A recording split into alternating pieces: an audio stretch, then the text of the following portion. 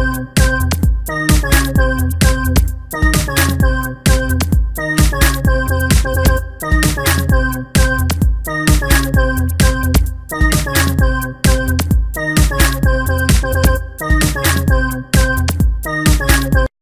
what's up guys, this is Brad with Despite Fitness, and want to do just kind of another informational type of a video again. And today I want to talk about belts, weight belts. So just give a quick introduction about what it is, what it's for, kind of how to use it, just for younger guys or newer guys and gals coming into the sport, so they can try to make some assessments of what they should do. So a lot of gyms will have weight belts, and typically they're the extraordinarily thin ones, real thin leather belt, just a couple of millimeters thick. The weight belt that I'm referring to is more along the line of the Inzer Forever belt. This is their 13 millimeter belt, which means the width of the belt. They also have a 10 millimeter belt that they provide as well. So the weight belt obviously is worn around your waist, around the abdomen, and the whole point of it is it helps increase the interstitial pressure. So the pressure inside of your abdomen helps you be a little bit more rigid. There have been some studies that have revealed that abdominal and spinal flexion activation is stronger or better with a belt on. So that kind of eliminates the argument about doing beltless stuff, because you actually get better activation when you have some kind of a physical cue for you to push against.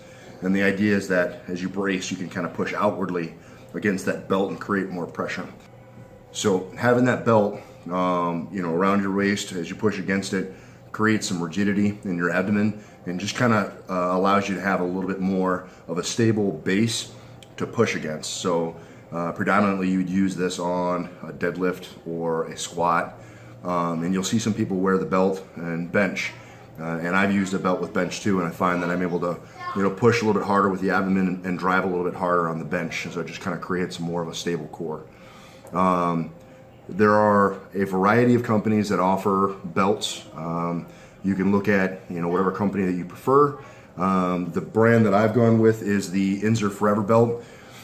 And again, like I said, it's the kind of the heavy duty, the 13 millimeter belt. So as I just said it here, it kind of stands up by itself. So it's a very heavy duty belt, very, very long lasting. When I was growing up as a child, my father was a powerlifter and he had a Forever belt, and I used his belt well after he retired until I outgrew it and then had to get a bigger belt. So I'm a big fan of the Inzer belts. You can buy them from the website. I think the 13 millimeter belt runs about $97 or so. But if you're going to be doing much heavy lifting, it's a great investment. Also, if you're looking to get into, powerlifting within a federation, you want to make sure that you look at the rules of the federation that you're considering lifting under. Each federation has slightly different rules, and so depending on where you lift, it may have restrictions on the type of belt that you can use. So just make sure that if you plan on using it for competition, that you review the rule book to ensure that whatever belt that you purchase is compliant with the rules of the federation. I lift USPA, and in the USPA book, they show you lists of companies that are approved and the equipment that they provide, which is approved. So you can verify through, at least through USPA, which companies have approved products, and then actually identify the specific product that you may be considering for purchase to ensure that it is compliant. Now, in terms of wearing the belt, it seems like a pretty simple matter. You just kind of put it around your waist, but it kind of is a comfort thing. So you can kind of choose to wear it a little bit higher, or you can choose to wear it a little bit lower down towards your hips. Some guys prefer to move it around depending on the lift that they're performing. So on a deadlift, for example, they may wear it real high, right up under the rib cage, and then on a squat, they may situate the belt a little bit lower. It's all kind of personal preference. Wherever you're feeling like you get the most stability from that belt is where you should wear it. Now, as far as tightness goes, again, With the Forever belt, Inzer does make a levered belt. I went with the old-fashioned buckle. I don't have any issues putting this on or taking it off. Sometimes it helps to take a piece of equipment like the bench or the squat rack and kind of brace against it, and you can get it wrench on it and get it a little bit tighter. But what I found is that there's kind of a couple different settings that I can put this belt on. So for just general purpose stuff, if I'm doing some kind of intermediate type squatting, stuff in the ballpark of 405 to say 600, I might have the belt just a little bit looser. If I'm going to be going a little bit heavier, I can go a little bit tighter. But there gets to be a point of diminishing returns in terms of the tightness of the belt, because while you do get good compression from wrenching the belt in a little bit, you can actually overdo it and have some difficulty breathing. So you want to make sure that you do quite a bit of squatting with the belt, figure out kind of where the settings are, where the notches are that are best for you. For some of my other stuff, I tend to have it on where it's snug and I can brace against it, but it's not super tight. And then if I'm going for heavier toward my 1 rep max, I'll wrench it in a little bit more, but not even as tight as I can get it. I still leave a little bit of room in there just so I have the ability to kind of breathe, because if you have it super tight, it can interfere with your ability to breathe. So that's just kind of a general, what the belts are for.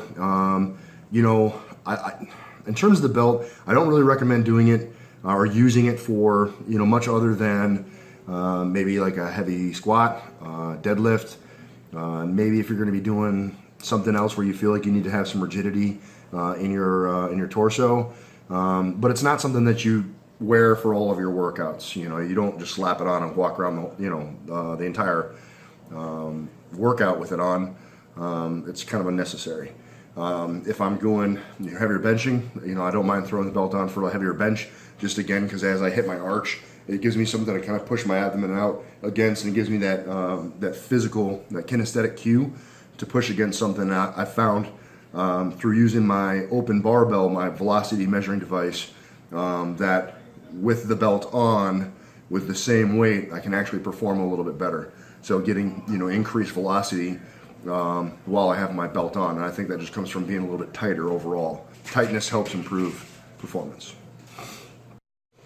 All right, guys, that's the video. I hope it helped a little bit, give you some information about belts and what you should use in terms of going toward competition. For other belts, just general purpose stuff, I don't have too much of an opinion. It's really whatever floats your boat and kind of fits the bill for you. But if you are looking to compete, I think a belt is an absolute necessity. If you're going heavyweight, pretty much anything that's over, over 50% of your 1 rep max, I'm a huge fan of having a belt on. For warm-ups and stuff like that, I don't often throw my belt on, but anything over 50%, I almost always have a belt on. Like I said, studies have shown that you get better muscle activation with a belt on.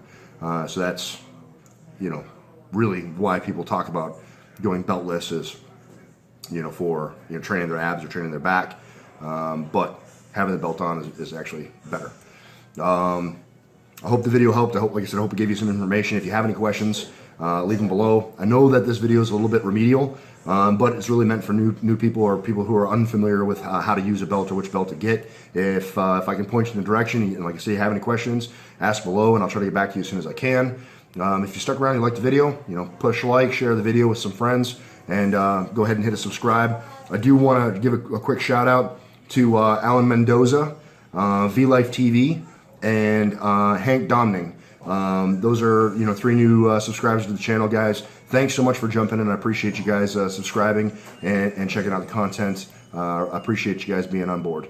That's all I got for right now. So hope everyone's holiday season's going well. And if there's anything holding you back, remember, train despite.